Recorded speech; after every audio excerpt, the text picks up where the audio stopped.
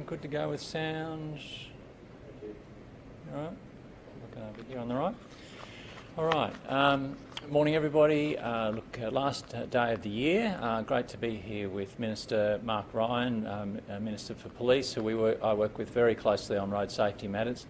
Let's be clear. It's been a tough year with the COVID pandemic, but it's been a tough year on our roads here in Queensland.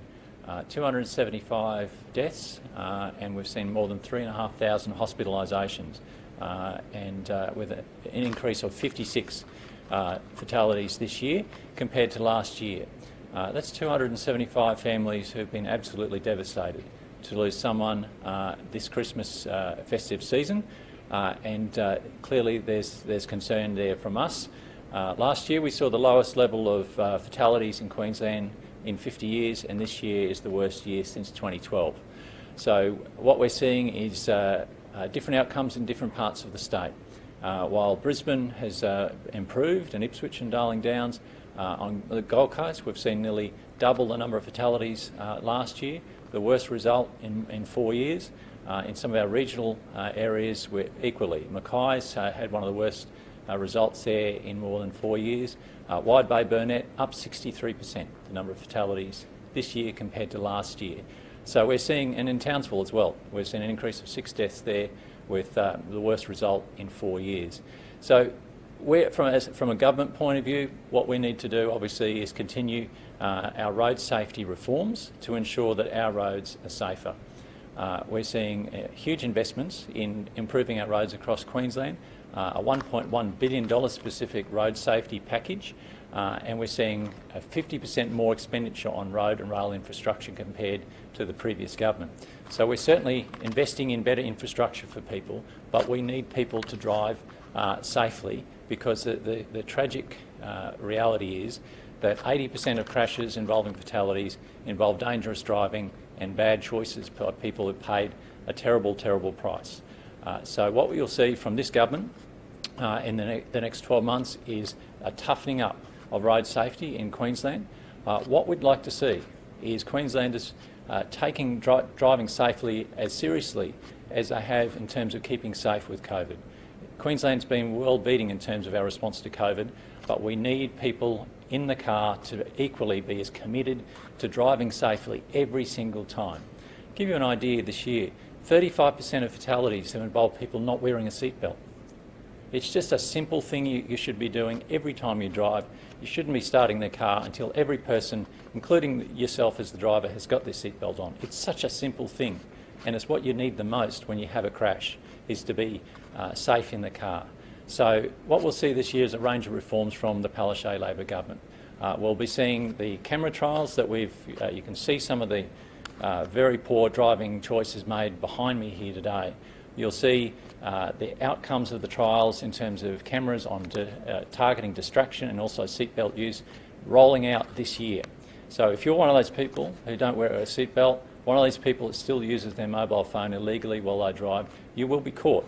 But the thing is, you're risking other people's lives. So in 2021, those cameras will roll out right across Queensland. You'll be caught anywhere, anytime. They will be in every part of the state, and they'll be moving around regularly, just like we do with speed cameras. Also, we'll be bringing in our alcohol reforms as well. So the alcohol interlock system will see mid-range drink driving targeted, that you're required to have an interlock if you do the wrong thing and risk other people's lives. We'll see the sit-out period go from 2 years to 5 years to ensure people comply. And so, those people who are drink driving out there, there will be much tougher measures in 2021.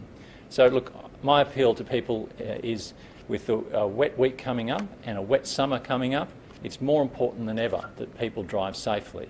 If it's wet, make sure you drop your speed, you give yourself more braking distance, you give yourself a bit more time to travel, and everyone will be safer. So we want a safe New Year's Eve tonight. We want a safe 2021. And what I say to people, with a wet summer coming, adjust your driving habits now. It might save your life. Minister. Thank you. And a very sombre note to end 2020 on, with the final road tally. Too many lives lost, too many. And we can all take a responsibility here when it comes to driving safely on our roads. There's a couple of images behind Mark and myself here, and what you see in those images is stupid behaviour. Over here, not wearing a seatbelt, stupid. Not wearing a seatbelt, stupid. Using a mobile phone, stupid. Using a mobile phone, stupid. Bad decisions which cost lives. That's what this is about. It is bad decisions on our roads costing lives. When you get behind the wheel of a car, you have a responsibility to yourself, to your family, to your friends, to other road users. And when you do stupid things like that, when you do other stupid things like speeding or drink or drug driving or driving while tired, you end up with consequences which are life-changing. Could be a serious injury, could be the loss of a life, could devastate families. This is what this is about. There are no second chances. So there is a plea for everyone. And I know that there are some people watching this live stream, there are some people who will be watching this tonight on the news. Please make a New Year's resolution. 2021 is the year that you make sensible, responsible decisions. When you get behind the wheel of a car, when you get on a motorbike, when you're out on the water, on a jet ski or in a boat. Sensible, responsible decisions. It could save your life, it could save the life of a family member or a friend, and it could ensure that your trip home, your trip to work, is one that is safe and one that means everyone can enjoy our roads and our waterways safely and responsibly. Please make this your New Year's resolution. Please contribute to road safety. It's not just your responsibility, it's everybody's responsibility. Thanks, mate. Any questions? Mr. Bailey, do you know any information about the train derailment at Charters Towers? Yeah, look, there has been a train derailment on the Mount Isa line near Charters Towers. We've got crews out there now assessing the situation. Obviously, we're concerned to hear that it has occurred. It's under investigation. At this stage, it's very early in terms of getting the facts together. I'll be seeking a briefing once they're pulled together to see to see what can be done. Obviously, our response times in other instances has been very swift, but at this stage, it's early days in terms of the investigation. Do you know if the track was washed out by rain and if wet weather is causing any other issues with train lines? Look, the briefing hasn't been completed to me at this stage, but it is well known that there's been a lot of rain up north. So it's very possible that there may have been an impact of rain, whether that's from rainfall or from localised flooding. That's to be determined at this stage, but we've got our crews out on the ground right now, and I expect that briefing to be very soon. Just on trains as well, Queensland Rail has launched a new campaign trying to deter people from trespassing and running across the tracks, doing silly things. I mean, how important is it to not get on the tracks? Oh look, it's absolutely critical that, especially young, let's be frank, often it's young guys out there doing silly things in the rail corridor. It impacts a lot of people, and it's just dangerous. You know, we saw a couple of years ago two young folk down there on the Gold Coast line who literally got too close to the electric part of the wiring, and they got electrocuted. So this is a dangerous area in the rail corridor. Everyone needs to stay out of it. There is no reason, no excuse to be in the rail corridor for any reason.